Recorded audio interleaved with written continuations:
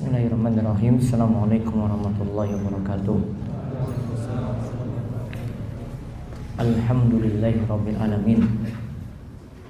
Hamdan katsiran thayyiban barakan fi kama yuhibbu rabbuna wa yarda.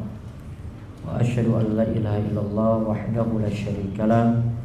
Wa asyhadu anna Muhammadan abduhu wa rasuluh. Allahumma shalli ala nabiyyina Muhammad wa ala alihi wa man tabi'ahum bi ihsan ila yaumil Allahumma inna nas'aluka al-jannah wa na'udzubika minan nar. Allahumma inna nas'aluka ilman nafi'a wa rizqan thayyiba wa amalan mutaqabbala. Puji syukur kita panjatkan pada Allah. Salawat dan salam semoga tercurah pada junjungan kita Nabi Muhammad sallallahu alaihi wasallam. Pada kesempatan malam hari ini ba'dal maghrib, seperti biasa kita akan melanjutkan dua bahasan dari yang pertama kitab Riyadhus Shalihin, kitab Al-Adhkar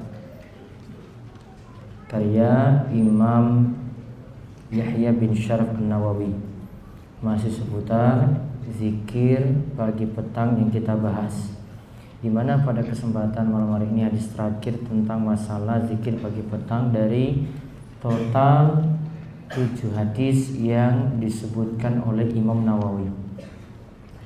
Lalu setelah itu kita akan lihat pembahasan Manhajus Salikin, kitab sholat, mengenai bahasan waktu sholat. Nanti akan ada penjelasan dari perkataan Syekh Abdurrahman bin Nasir As-Sa'di.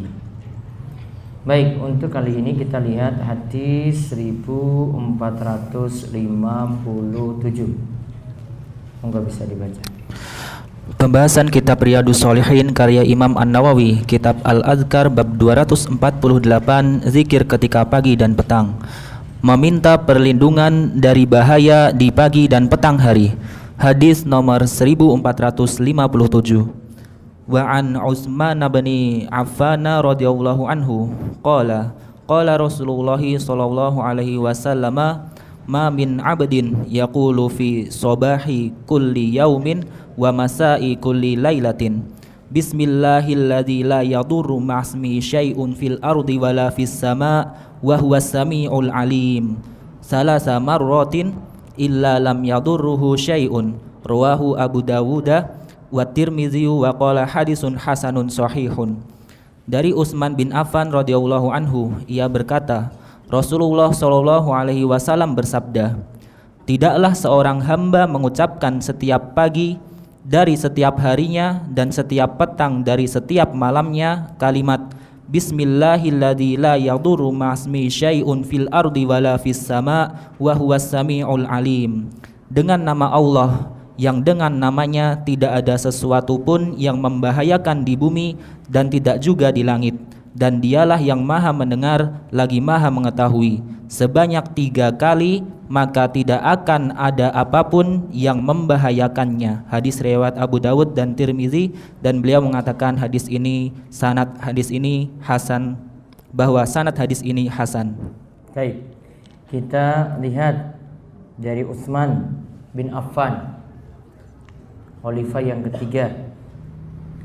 Ia berkata bahwasanya Rasulullah sallallahu alaihi wasallam bersabda, "Ma min abdin," tidaklah seorang hamba.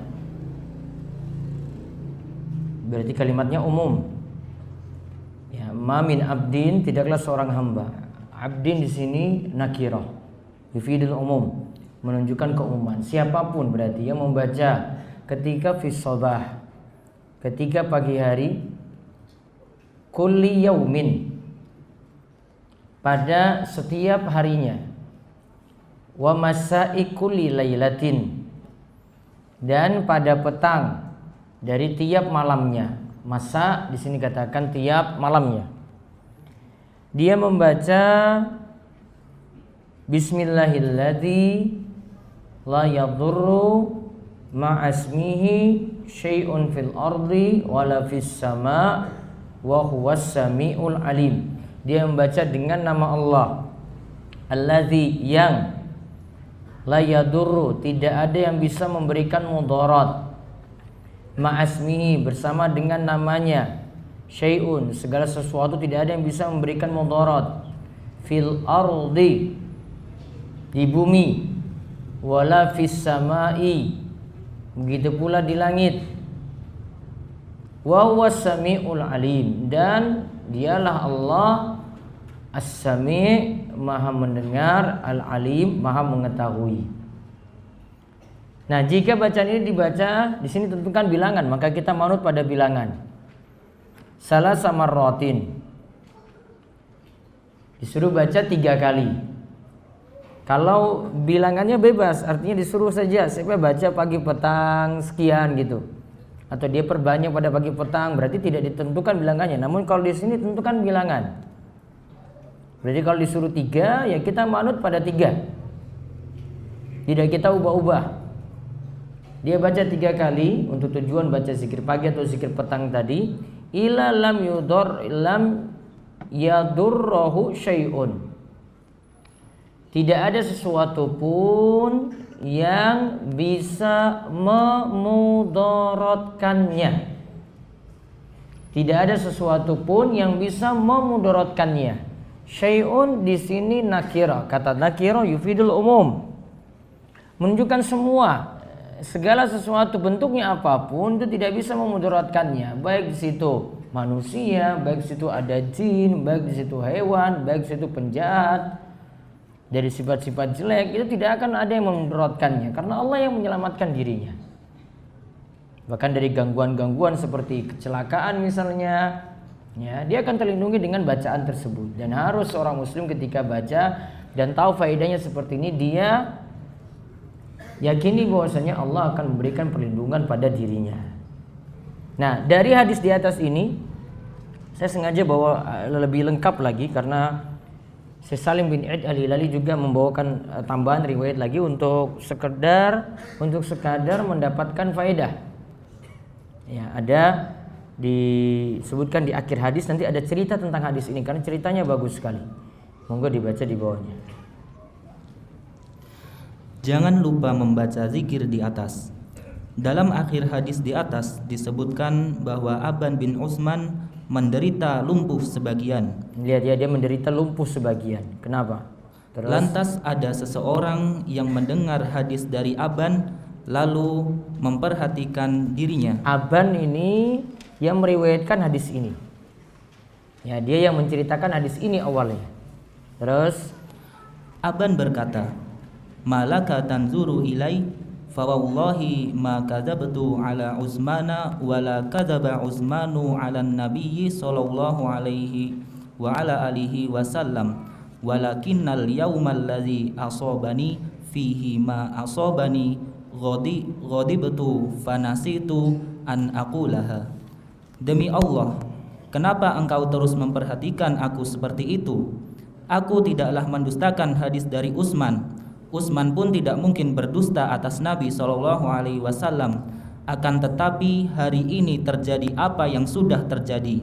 Aku sedang marah, lantas aku lupa membaca zikir di atas. Ya, demi Allah dia katakan, ya, malaka tanzur ilayya.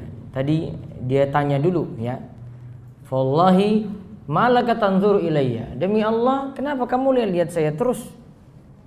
Karena gini, Aban kan riwayatkan hadis ini.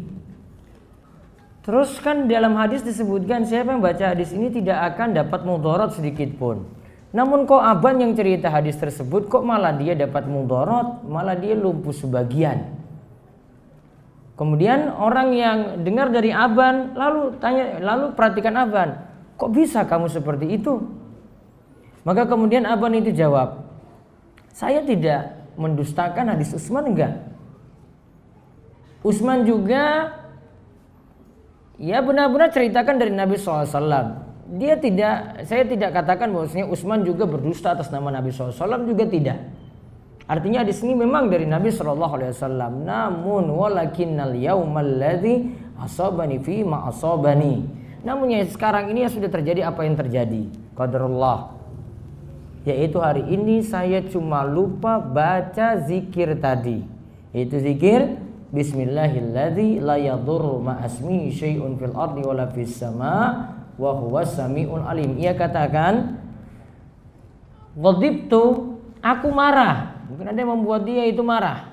Akhirnya karena keadaannya yang marah, fanasitu, aku akhirnya lupa an akulaha, untuk menyebut bacaan tadi. Ya, untuk membaca bacaan tadi, Bismillahilladzi la yadurru ma'asmi syai'un fil ardi wala fis sama wa huwas samiul alim. Hadis ini diriwayatkan oleh Imam Tirmidzi dan juga oleh Abu Daud. Kesimpulannya tadi, sanad hadis ini hasan. Nah, sekarang kita lihat faedah hadis. Faedah hadis yang pertama, hendaklah seorang muslim meminta perlindungan kepada Allah dan menjadikan nama Allah untuk memudahkan aktivitasnya. Baik. Kita di sini diperintahkan untuk minta perlindungan kepada Allah, isti'adzah. Minta perlindungan sebelum sesuatu terjadi. Ini belum terjadi, ini mudharat belum. Namun kita lakukan sebab. Baca zikir tadi. Maka siapa yang baca kemudian dengan penuh keyakinan, maka Allah akan berikan perlindungan kepada dirinya. Dan dengan nama Allah juga, kalau kita mulai aktivitas, baca Bismillahi, itu juga akan memudahkan aktivitas kita, karena kita tidak akan diberikan mudarat dalam hal ini. Terus faedah hadis nomor 2. Yang kedua, dengan nama Allah akan melindungi kita dari kejelekan secara makna, kejelekan ain, terlindung dari hewan jahat, terlindung dari jin, terlindung dari syaitan, karena Allah Maha mendengar keadaan hamba dan Maha mengetahui segala kondisinya pada setiap waktunya. Tidaklah suatu kejelekan menimpa kita melainkan dengan izin Allah. Nah, lihat tadi disebutkan siapa yang baca bacaan Bismillahilladzi la yadurru ma'asmi syai'un fil ardi wala fis sama wa huwas samiul alim, la yadurruhu syai'un, maka tidak ada yang dapat memudaratkannya, illam lam yadurruhu syai'un, tidak ada yang bisa memudaratkannya. Kalau dia baca dengan penuh keyakinan bacaan tadi, berarti syai'un tadi sebagaimana saya sebut itu segala yang bisa mengganggu atau memberikan kita dampak jelek. Misalnya ada di sini ain. Ain itu pandangan jahat, orang yang enggak senang pada kita, kemudian dia memandangi kita rasa tidak suka. Ain punya efek yang bahaya sekali. Ketika ain itu ada, orang ini sudah enggak suka, bisa membuat ada bocah itu nangis terus, ada yang kok tiba-tiba jatuh sakit, gitu ada.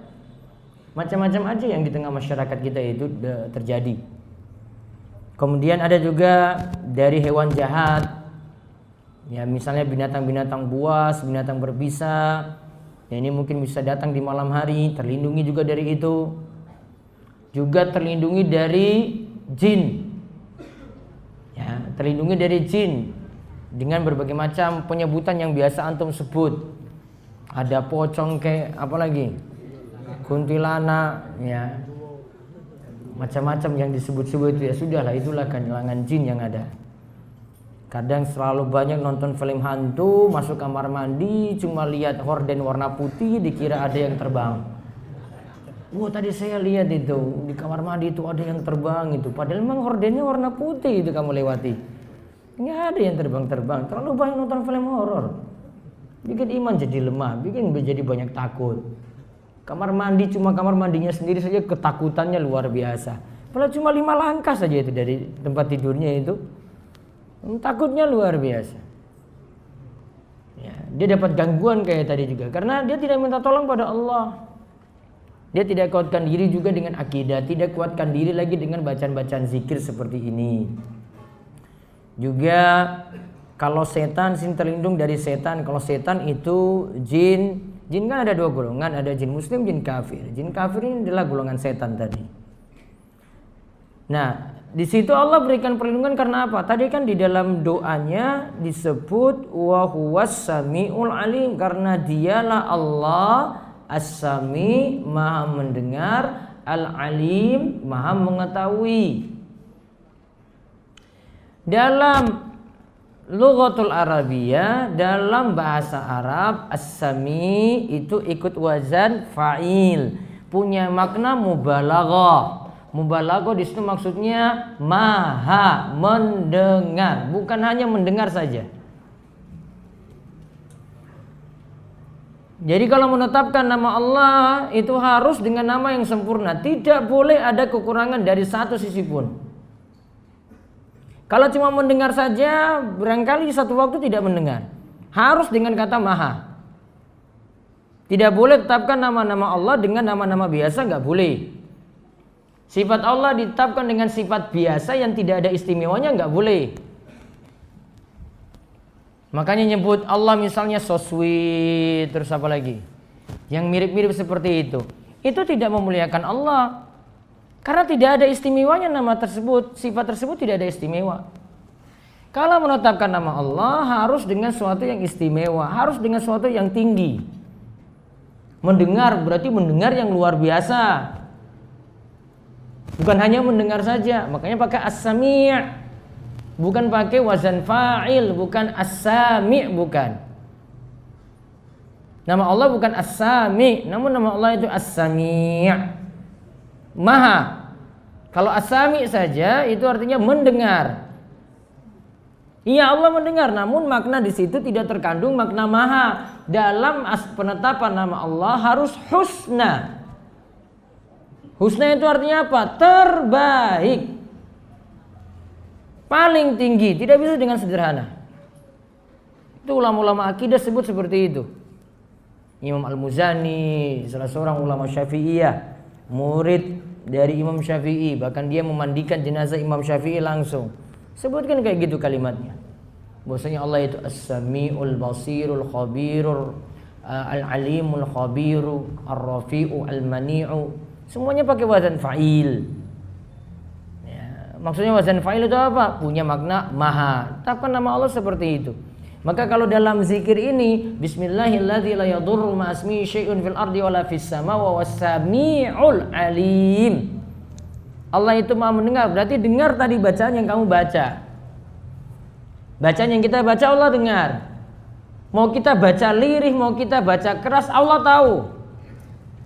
Mau dalam kesepian kita baca, mau dalam ramai-ramai kita baca, Allah pun tahu. Sifat mendengar seperti itu. Mungkin ada yang maaf ya, keterbatasan, dia tidak bisa bicara. Namun dia mau baca ini, Allah tahu dia maksudnya baca apa. Allah bisa memahami seperti itu. Ini sifat mendengar bagi Allah. Kalau makhluk itu nanggapi, ada yang ngomong langsung padanya, tidak bisa satu waktu langsung. Ada 10 orang misalnya bicara terus minta sesuatu. Namun Allah punya sifat as-sami' tadi, yaitu Allah punya nama as-sami'.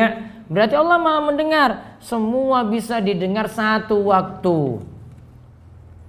Sama seperti kita berdoa, ya. Jangan punya anggapan, wah nanti Allah kabulkan doa saya, enggak. Ini kan semuanya berdoa saat ini juga.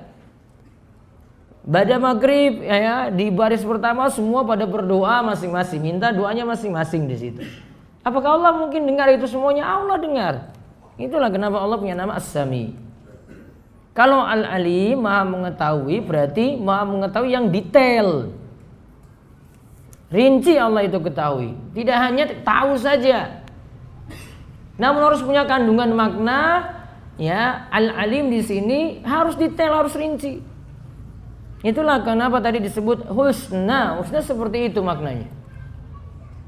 Nah, makanya penting ini pelajari. Seperti kalimat-kalimat tadi itu dipelajari dalam fikih al-asma al-husna. Ada di antaranya kitab Syekh Abdul Razak bin Abil Muhsin al-Badr, itu fikih asma al-husna. Itu bahas nama-nama Allah semuanya. Yang biasa kita hitung 99 itu dibahas detail satu persatu, kandungannya apa, maknanya apa. Ada juga ulama yang lebih lagi pembahasannya lebih rinci lagi daripada Syekh Abdul Razak. Ya. Masing-masing punya pembahasan yang lebih detail lagi. Nah, kemudian kita lihat yang ketiga. Tadi nomor 1 ditulis ulang 1 lagi, diganti nomor 3. Yang ketiga, disunnahkan membaca zikir ini untuk mendapatkan perlindungan dengan ketetapan Allah dari segala bentuk mudarat dan bahaya. Baik, kita terlindungi karena ketetapan Allah juga. Artinya kita sudah baca ini, namun seberapa pengaruhnya itu Allah yang tentukan. Semua dengan ketetapan Allah. Allah yang tentukan itu. Kita lakukan sebab baca zikir, kemudian baca doa, kita panjatkan doa pada Allah. Seberapa pengaruhnya tergantung dari Allah tentukan. Ada yang baca zikir seperti ini berulang kali terus rutin, namun karena dia kurang menghayati, kurang memahami, bisa saja kesurupan. Apakah zikirnya salah? Tidak. Orangnya yang kurang meyakini. Dan dengan ketetapan Allah, dengan takdir Allah, Allah tentukan dia kena mudarat. Karena kesalahan dia sendiri. Makanya agar bacaan seperti zikir, bismillahirrahmanirrahim dan seterusnya ini punya manfaat, benar-benar dihayati. Terus yang keempat. Yang keempat, marah dapat membuat kita luput dari kebaikan. Taib. Tadi kan apa yang terjadi? Si Aban tadi, Aban bin Utsman, dia sampai lupa baca zikir tadi. Kenapa? Marah dia.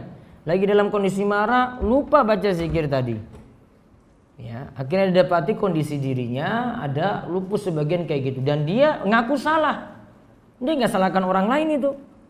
Kalau mungkin kita jadi Aban itu, dia bilang mungkin ke yang lainnya, wah ini gara-gara kamu nih datang di sini, ya salahkan orang lain.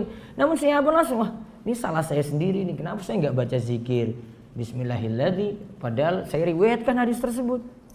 Terus berikutnya lagi.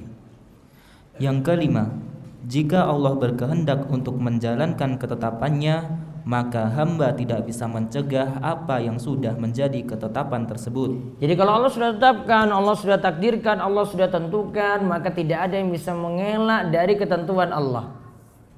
Hujan misalnya, Allah takdirkan hujan turun, maka tidak ada yang bisa menghalangi walaupun dengan pawang yang begitu pakar sekali. Mau dikumpulkan satu Jogja untuk cegah itu misalnya. Tidak ada yang bisa melawan Allah. Allah tentukan itu, Allah takdirkan itu, ya sudah. Tidak ada yang bisa menolak. Maka sama tadi, si Aban tadi kena musibah tadi, siapa yang bisa melawan? Tidak ada. Kalau Allah sudah tentukan, ya sudah.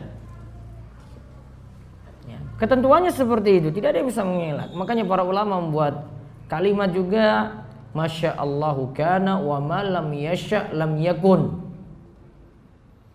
Apa saja yang Allah kehendaki pasti terjadi. Yang tidak Allah kehendaki tidak akan terjadi. Apa yang Allah kehendaki pasti terjadi, yang tidak Allah kehendaki tidak akan terjadi. Terus yang berikutnya lagi. Yang keenam, doa dapat menolak takdir. Doa dapat menolak takdir. Sebenarnya ada beberapa pengertian dari doa dapat menolak takdir, sebagaimana hadis diriwayatkan oleh Imam Abu Daud. La yarudul qada ila doa. Tidak ada yang dapat menolak takdir kecuali doa. Di antara maksudnya, para ulama katakan di antara maksudnya adalah bahwasanya dengan berdoa takdir akan dijalani dengan mudah. Namun takdirnya tetap seperti itu. Takdir akan dijalani dengan mudah. Misalnya dia dapati musibah, ini sudah jadi takdirnya ini. Maka dia akan jalani musibah dengan mudah. Nah itu diantara pengertian hadis, la yarudul qada ila doa. Terus faedah berikutnya lagi. Yang ketujuh, perawi hadis sangat memperhatikan hadis dari segi penerimaan dan penyampaian. Baik. Dalam istilah hadis, kalau orang itu belajar hadis, ada istilahnya tahammul dan ada. Ada dua istilah tahammul, yaitu dari sisi menerima. Ini guru lagi baca hadis di depan, disimak baik-baik. Itu namanya tahammul. Kemudian dari sisi kedua ada istilah al-ada. Al-ada itu artinya sudah diterima, gimana cara menyampaikan. Ya, sampaikan pada yang lain. Namun syaratnya dari tahammul dulu, yaitu nerima dulu dengan baik baru boleh menyampaikan. Maka di antara adab kalau nerima hadis, contoh sederhana, nggak boleh banyak ngantuk kalau belajar hadis. Musibah besar. Gurunya bilang dari Utsman, antum dengar dari Umar gitu. Umar bin Affan nanti tulisnya gitu. Dia tulis kitab hadis itu. Umar bin Affan. Kok bisa? Iya, saya hadir dalam majelisnya. Oh, kamu ngantuk berarti. Wong catatan yang lainnya semuanya Utsman bin Affan, kamu sendiri Umar. Itu namanya tahammulnya masalah dia. Kenapa? Oh, ngantuk terus dalam majelis. Musibah kalau ngantuk dalam majelis itu. Ya. Kalau antum kuliah ngantuk-ngantuk nggak apa-apa. Yang penting ujian kan bisa kan? Ujian mungkin bisa beres-beres aja. Kalau hadis nggak bisa kayak gitu. Antum bisa pelajari dari buku, bisa belajar dari PDF, macam-macam bisa kan? Kalau hadis nggak bisa. Itu dengar langsung sampaikan kayak gitu coba. Nggak ada pakai copy paste, guru tadi apa kalimatnya tak copy aja itu bukumu itu. Nggak ada tuh dikasih kayak gitu. Diktatmu apa pakai, nggak ada guru kasih kayak gitu. Kamu dengar tuh, catat itu baik-baik. Itu namanya tahammul. Maka disimak baik. Maka ada istilah kan kalau hadis, haddatsana fulan bin fulan gitu. Sami'tu, saya dengar. Telah menceritakan kepada kami. Telah menceritakan, berarti dia dengar langsung. Bukan pakai copy paste. Kalau zaman ini kan copy paste saja. Oh, dapat dari mana? Oh ya, saya copy di website itu, saya tulis di sini lagi. Wah, itu copy paste namanya kamu. Itu bukan tahammul kalau dalam istilah dunia hadis. Dunia hadis tuh dengar itu. Ya, dengar baik-baik. Jadi gurunya baca. Maka kebiasaan orang itu belajar hadis tuh dengar langsung. Entah dia baca, gurunya nanti betulin bacaannya, atau gurunya baca didengar baik-baik. Atau ada satu yang baca, yang lainnya tuh dengar. Ya, satu baca, terus nanti gurunya sambil betulin, yang lainnya tuh dengar itu. Sambil nanti diharokatin itu yang belum paham harokatnya. Kayak gitu kalau belajar hadis. Ya, termasuk juga kitab-kitab para ulama kayak gitu. Nah, kalau gurunya sudah hafal hadis, dia bisa betulin dengan hafalannya aja. Ada guru yang Allah tentukan dia tidak bisa melihat pun namun hafalannya kuat, ya. Dia bisa betulkan itu hadis-hadis yang ada. Contoh di masa silam ada Syekh Abdul Aziz bin Baz, itu buta. Namun segi hafalannya kuat, maka jadi mufti. Ya. Penggantinya Syekh Abdul Aziz Al-Syekh, buta lagi. Segi hafalan kuat sekali. Ada lagi yang sejaman masih hidup saat ini, Syekh Abdurrahman bin Nasir Al-Barraq. Itu juga buta juga sama. Ya, muridnya baca kitab, dia sudah tahu itu apa yang dibaca. Kamu salah baca ini, padahal enggak lihat. Gurunya betulin, karena dengan hafalan itu gurunya. Yang gurunya dengan hafalannya. Nah, itu namanya tahammul. Jadi kalau mau dalam hadis, ini buktinya tadi tahammulnya itu bagus, karena kan tadi si Aban itu kan nyampaikan hadis. Kok malah dia kok yang kena musibah? Nah, makanya yang orang-orang yang dengar hadis dari Aban itu kritik dia. Kenapa bisa kayak begitu? Berarti memang orang-orang yang menerima hadis tadi perhatikan baik-baik. Mereka mau amalkan lagi hadis tersebut. Kemudian nyampaikan pada orang lain lagi. Nah, terus berikutnya.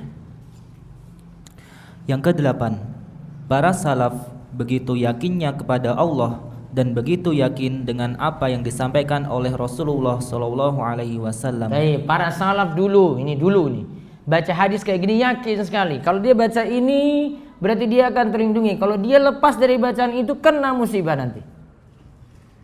Maka Aban ini langsung koreksi diri dia. Iya ya, saya itu tidak baca bacaan zikir tadi, makanya saya kayak gini. Dan ini sudah jadi kebiasaan ulama-ulama dulu seperti itu. Salah, ada suatu masalah, dia cek ini. Oh, ini amalan ini kurang di mana. Makanya Syekhul Islam Taimiyah itu pernah ditanya oleh muridnya langsung, Imam Ibnul Qayyim, ketika Imam Ibnul Qayyim melihat Syekhul Islam Ibnu Taimiyah itu duduk habis subuh zikir. Zikirnya sampai agak siang. Kemudian ketika itu ditanya oleh Ibnul Qayyim, kok kamu nih zikir seperti ini terus, apa sebabnya? Kemudian Ibnu Taimiyah itu jawab, andai saya lepas zikir ini, saya akan jadi lemas ini. Karena Allah sulit memberikan pertolongan, karena saya tinggalkan bacaan-bacaan zikir semacam ini. Kisah ini disebutkan oleh Imam Ibnul Qayyim dalam kitabnya Al-Wabilus Shayyib, itu membicarakan tentang masalah-masalah zikir. Nah, terus yang terakhir. Yang ke-9, ini jadi dalil bahwa waktu zikir petang dimulai dari masuknya waktu malam, yaitu tenggelamnya matahari waktu maghrib hingga waktu isya berakhir. Dalam hadis disebutkan, tidaklah seorang hamba mengucapkan setiap pagi dari setiap harinya dan setiap petang dari setiap malamnya. Baik. Masa dalam hadis tadi disebutkan dan petang tadi, kalimatnya kayak begini bahasa Arabnya. Disebutkan yakul fi subahi kulli yaumin wa masa'i kulli lailatin, dibaca pada masa yaitu dari waktu malam. Berarti masa di sini pengertiannya kalau sudah masuk waktu malam. Waktu malam dimulai dari waktu maghrib. Dan kenapa sampai waktu isya berakhir? Karena dimaksudkan malam di sini cuma sebagian malam saja. Tidak seluruh malam. Ya. Dan maghrib dan isya itu jadi satu waktu bagi orang yang dapati waktu darurat atau bagi musafir, maka dianggap satu waktu. Sehingga ini saya ambil kesimpulan ini dari kitab Tafsir Al-A'mash bi waqti azkar as-sabah wal masa. Ada sebuah buku cuma bahas kapan zikir pagi dan petang dibaca. Cuma bahas itu saja. Nah, itu ditulis oleh Syekh Abu Abdul Bari Al-Aid bin Sa'ad Sarifi. Beliau itu katakan kesimpulannya seperti itu. Di antara dalil yang menguatkan dari hadis yang kita baca ini, zikir petang bacanya setelah masuk waktu maghrib. Dan di antara alasan logisnya lagi, kejelekan-kejelekan, kejahatan-kejahatan lebih sering kita temui di malam hari daripada ba'da asar. Malam hari mulai dari waktu maghrib itu baru kejelekan itu ada, kerusakan-kerusakan itu ada, gangguan-gangguan ada, santet itu ada, pencurian banyak, mulai dari waktu itu. Nah, di samping tekstual hadis tadi yang kita bahas 1457 menunjukkan hal ini. Wallahu a'lam. Kita tutup dengan doa kafaratul majelis. Subhanakallahumma bihamdika asyhadu an la ilaha illa anta astaghfiruka wa atubu ilaik. Assalamualaikum warahmatullahi wabarakatuh.